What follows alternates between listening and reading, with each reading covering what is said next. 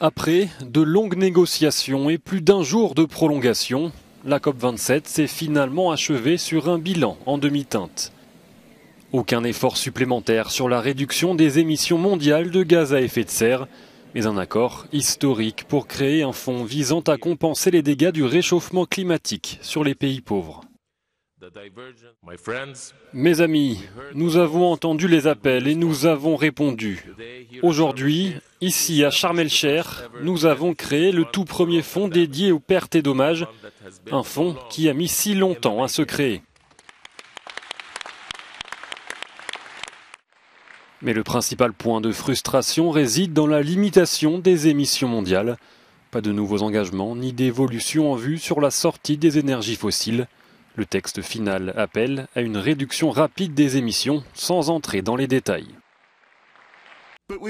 Nous voulions également faire des pas en avant définitifs. Nous étions beaucoup à être d'accord pour proposer un certain nombre de mesures qui auraient contribué à cela.